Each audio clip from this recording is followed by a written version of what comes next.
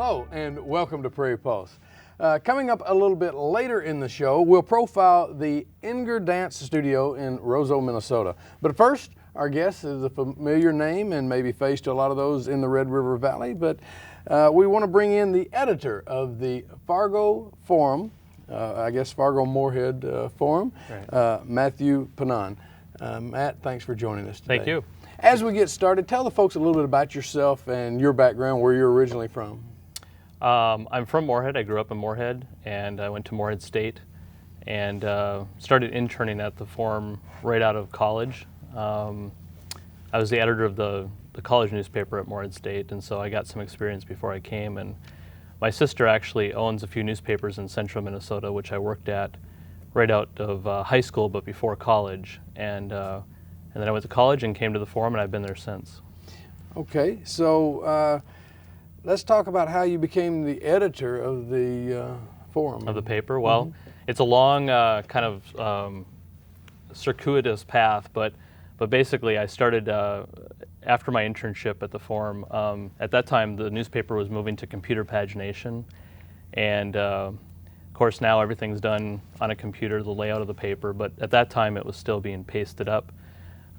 So they needed people to help them transition to that new technology. And having come out of college and having done that, they thought I would be perfect for that kind of a job. So I started as a paginator technically at the Forum, and then it morphed into a copy editing job, which is basically reading the copy, proofreading it, looking for errors, and also helping write headlines and doing some layout of the paper too. So did that for a while. Then became a Sunday editor, which is working on copy for the Sunday newspaper. During the week, we kind of build up to the Sunday paper. The Sunday paper's bigger traditionally, so you need more hands on deck for that, and I did that for a while. Then went back into the features department, did page layout for a while.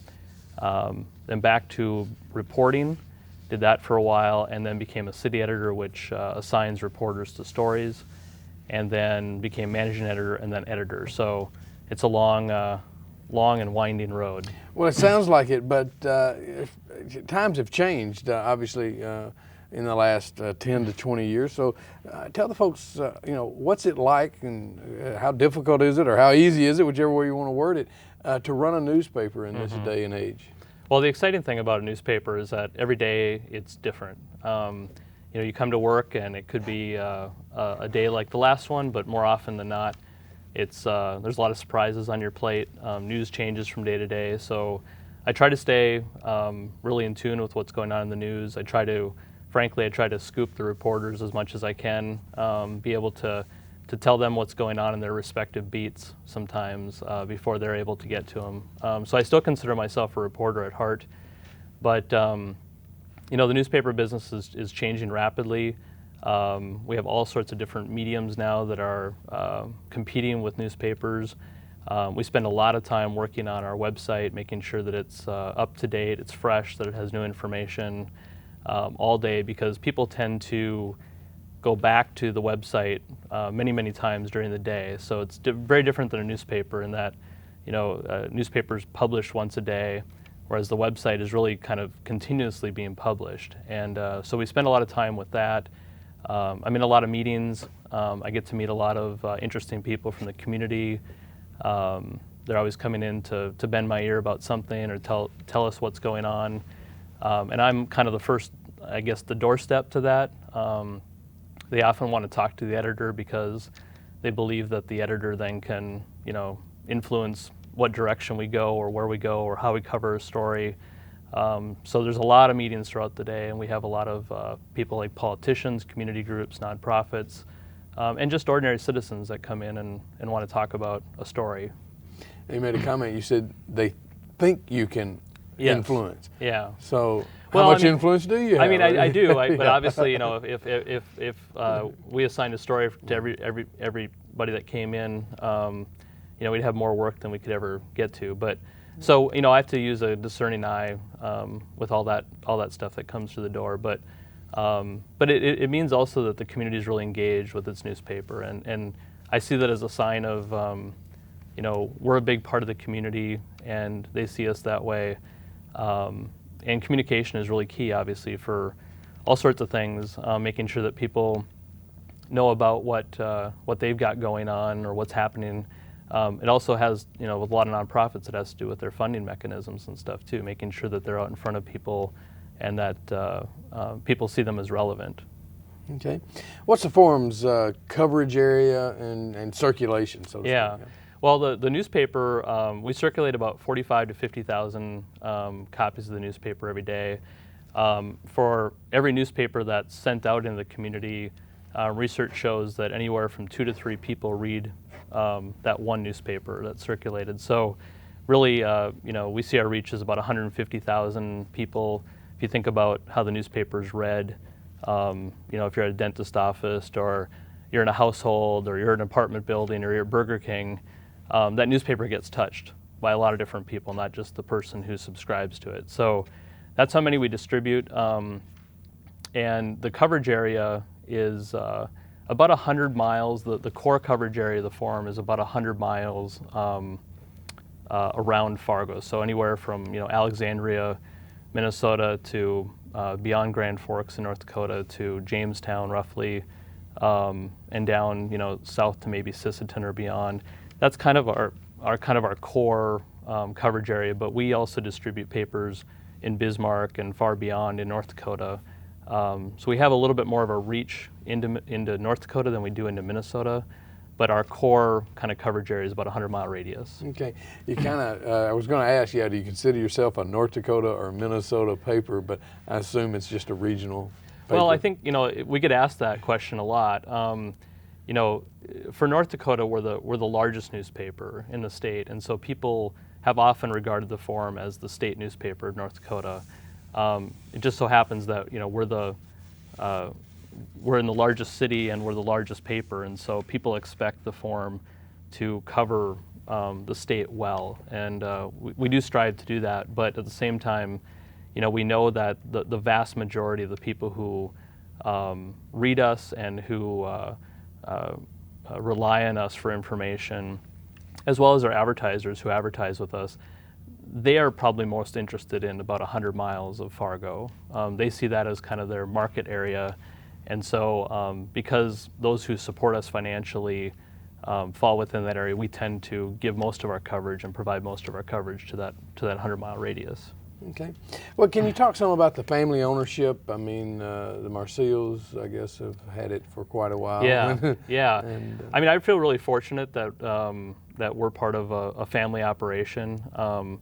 The media business has really been changing over the past 20, 25 years, and there's a lot of media companies that are not family owned anymore. They have corporate ownership, and with that comes all sorts of different expectations. I mean, the forum is, and its network of newspapers, Forum Communications, they're all kind of rooted locally. They have local ownership, if you will, and so, our ownership, runs into people at the grocery store, and they get the feedback from the community, which I think makes us stronger and kind of more nimble as far as how we not only cover the community, but how we invest in it, how we how we give back, essentially. Whereas, if you're a corporate ownership, you're beholden more to shareholders, and the bottom line becomes much more important, maybe even than the product. So the forum has more than 20 newspapers in a 4-state area, but the flagship is in Fargo, and the forum is the flagship. So. Okay. Well, what's your philosophy on how to run a newspaper and what things to cover? Well, we definitely see ourselves as a community newspaper, and that's changed over time. The forum, again, often was seen as kind of a state newspaper of North Dakota. Over time, we've really, frankly, shifted to a more local newspaper, and I think that's just kind of the pressures of media today. We feel strongly that there's so many outlets for national and international news, especially, that we didn't have 20 years ago, and so we really try to focus most of our coverage and most of our emphasis is on the Fargo-Moorhead area and the region. And what I mean by the region is probably that 100-mile radius. We tend to put those stories more showcase positions in the newspaper, and I think that's just a reflection of the fact that the people who read us really want to know what's going on right around them. That doesn't mean that we don't give coverage to nation and world news. We do as well. And certainly if there's a huge national story or a huge international story, it's going to be reflected on the front page of the Forum. But for the most part, we see ourselves as a generally local and regional newspaper.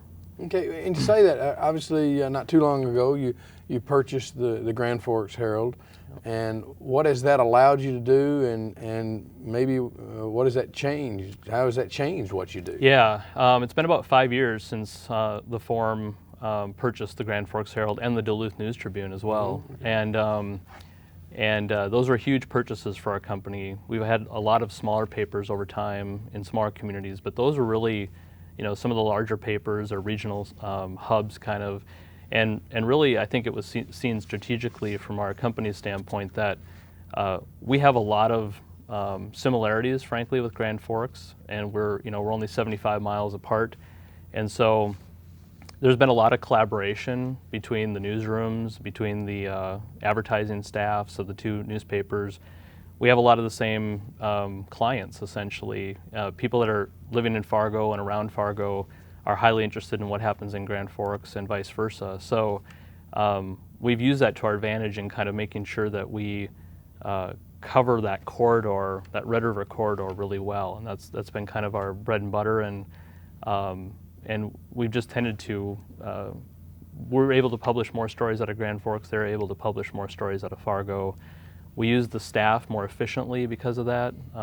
Instead of duplicating a lot of efforts, now we're making sure that we're being able to cover more with the people we have in both markets. Okay, let's talk a minute about letters to the editors. I'm sure you take some heat over certain things you print or don't print. And because the first question I would say is, do you print every letter to the editor that comes in? No, we don't. We don't publish every letter to the editor. We have an editorial page editor, Jack Zaleski, and it's his job to sort through letters. He also decides in general what goes on the editorial page every day, but he sifts through letters as part of his job every day. He's told me that he gets probably 3 or 4 times the letters that we publish. Some people think we get like 1,000 letters a day. That's not true. We probably get, on average 20 letters a day. And I'd say 5 of those, roughly, maybe a little bit more, out of that batch would make it into the paper. And what Jack's philosophy is that he wants the letters to represent kind of what we're hearing from the public. So, for instance, if we get 10 letters on one subject, he'll weight that selection of those letters more so than a topic where he only gets a letter or 2. And so you might see like a smattering of letters on one subject. That represents, a greater number than than that we actually saw. Okay. If that makes any sense. So. It does, sure it does. Also, you recently received some controversy regarding same-sex marriage announcements. Sure. And what did you do with your policy on that? Yeah, well, the forum up until a few months ago did not accept same-sex marriage announcements, and we had based that position on the fact that the laws in North Dakota and Minnesota don't recognize same-sex marriages, and so we kind of used that as a guidepost, if you will, for how we looked at that issue of publishing same-sex marriage announcements. So, well, obviously in the last couple of years, the landscape has changed in the United States and even in the world. There are some states now that do recognize same-sex marriages, and so we took as a result of receiving a marriage announcement for a same-sex marriage in New York, we'd initially rejected it, but after kind of reviewing our policy and our position on that, we changed the policy to now accept same-sex marriage announcements from states that legally marry gay couples. And so New York is one of those states, and so we made the decision that that particular marriage announcement would be published. and if we receive similar ones in the future from states that where it does become legal, that we would accept that. And the premise of that is that, you know, we as a newspaper, we print the truth, and you know, to deny the fact that that's a legal marriage would be denying the truth. And so that's kind of how we recognize that issue now. And so states that marry same-sex couples, we will recognize those marriages in our paper. Okay. Matt, what about the front page? I mean, obviously that's what grabs everybody's attention. How do you decide what goes on the front page with all the national, regional, and local news out there? And then I guess you get controversy almost probably no matter what you put on the front page. Yeah, well, I mean, as editors, we huddle twice a day. We huddle once in the morning and again in the afternoon, later afternoon, and we talk about kind of how news has evolved during the course of the overnight and then again during the course of that day. What we try to do is look at what we think people are most interested in, as well as what we think is important for them to know. So those are kind of the two guiding factors, I guess, in deciding what goes on the front page. Obviously, that's a subjective process, and some people think that, you know, news that we put inside the paper is more important than news that we showcase on the front page. But again, we look at what are people going to be interested in reading about, and what do we think is important that they know. Okay. What about papers all around the nation, for that matter, competing with the news outlets and the things that are out there nowadays, and just putting out a paper? Yeah. Well, our business has changed dramatically in the time that I've been there. We spent most of our time traditionally working on the printed product. We still spend a lot of time working on the printed product because it's still a big part of our business. But over time, what's happened is there's just been more emphasis on the website, the mobile delivery of news. We think mobile is going to become just bigger and bigger. Everything points to that. And so we're doing a lot more to actually get news to people rather than them coming to us. We're sending news out to them. And that's why, again, we spend a lot of time on the website. We've devoted more and more resources over time to the website. And that will continue to happen. We know that audience continues to grow for us immensely. It's like a double-digit percentage increase year over year, every year, and so it's just a massively growing part of our readership and our audience. Okay, and when you have reporters out there and y'all are trying to get information and especially in these investigative stories, how do you obtain the information and make sure you got all your ducks in a row, so to speak, before you print something? Well, the Forum has always really championed itself as being kind of a watchdog of government and of public information. So we spend a lot of time putting in records requests and trying to get at information that we think is important for the public to know. We'll continue to do that. It costs us money sometimes because the powers that be sometimes resist, and so we have to do things through attorneys and whatnot to access that stuff. Matt, in 10 seconds, where are papers in 5 to 10 years from now? I think papers are strong. I think newspapers are really strong. I think the web continues to grow, and I think mobile becomes a huge platform. Okay. If people want more information, where can they go? Go to the newspaper, go to the Forum, go to the website, find out more information about us. Matt, thanks for joining us today. Thank you. Stay tuned for more.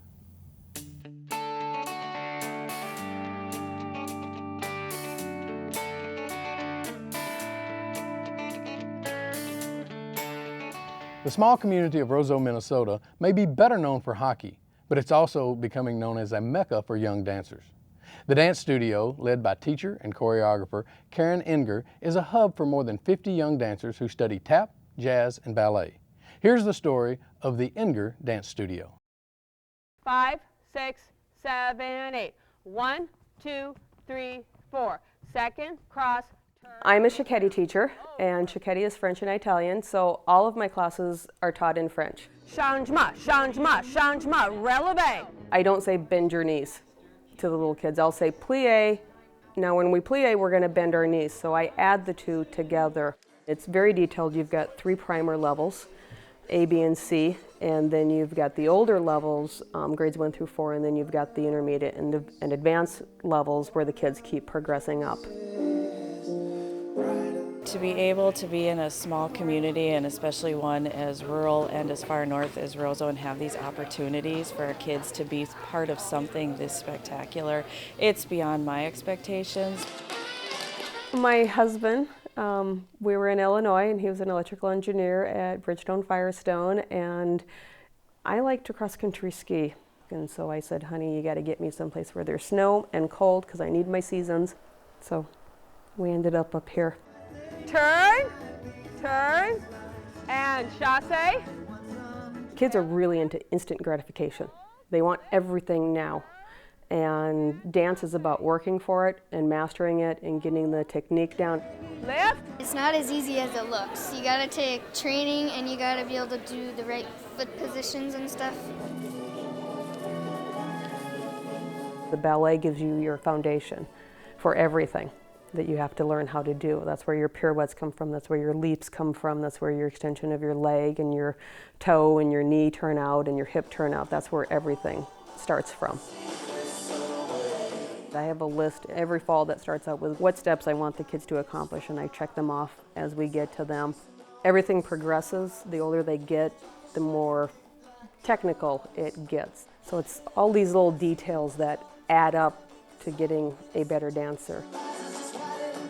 It teaches character, it teaches discipline, but also through all that you can see that through all the hard work you can have the fun that comes out when you perform real well afterwards. When you get on the stage and you actually do what you're told and then at the end they clap for you, it makes yourself feel good. When they get it, the smile on their face, that's what it's all about. When they beam and you give them a thumbs up that they got the step, that's better than anything. I suggest you do a nice little bird arabesque. I didn't have the body type. I knew that wasn't an option, and I knew I wanted to teach dance. I wanted to be able to bring better things to my dancers. I like to be behind the scenes and creating it for everybody else to see. That's a joy. Stomp, brush, hop, shuffle, step, full lap, step, stomp. I kind of dissect the songs in counts of 8, and then I pick the class that I'm going to go to, and I consolidate all the steps that they already currently know that they have a stockpile of, and then I pick steps that they haven't learned yet to add in there to keep it fresh for them. Up, second. Up, second. There's a lot of little tiny details you have to remember. Before recital time, I sometimes get like, what am I doing? Because I get so nervous and it gets crazy, but it's always worth it. All the movements have counts, so they know they have to get to a certain place at a certain time. And I make them count out the steps when we're doing it, but some of it is innate. Some of them, they have the extra little grace that they do the movements with. Grace is kind of an individual basis because you can have a very technical dancer and you can have a very graceful dancer. And it's a joy when you get both of them together.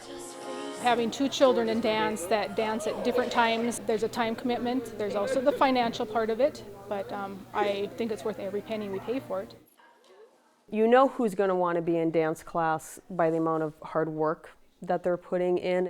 If the child wants to do a solo, they'll be out in front, and they'll put themselves out in front. The child that does not want to do a solo or does not want to be in the front row will put themselves somewhere else. First, we're just going to get our places. I'm not going to make a better dancer by forcing them to do something that they're uncomfortable doing. And if I've got a child who will dance their heart out in the second row, I will let them dance their heart out, because that's going to give me a better class, and it's going to give me a stronger performance if they're dancing where they feel safe at. I'm teaching it, but they have to do the steps, and so they're in control of everything. They're thinking about what they're doing, they're executing it, and that's quite an accomplishment.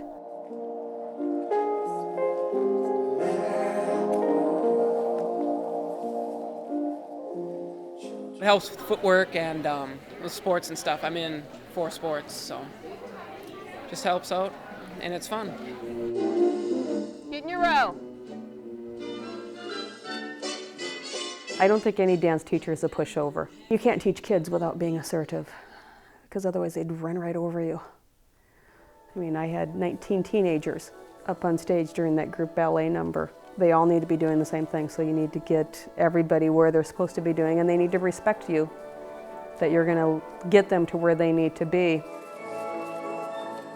I don't know if I would be a professional dancer, but I definitely want to continue dancing in some way.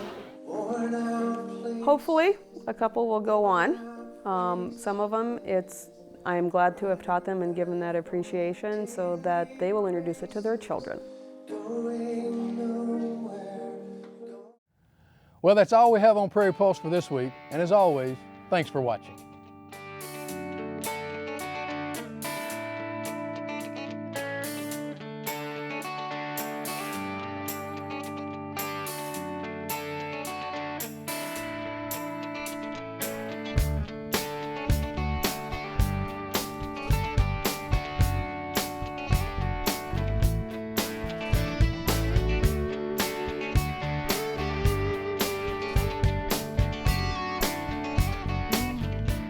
Funding for Minnesota Legacy programs are provided by a grant from the Minnesota Arts and Cultural Heritage Fund, with money from the vote of the people of Minnesota on November 4th, 2008, and by the members of Prairie Public.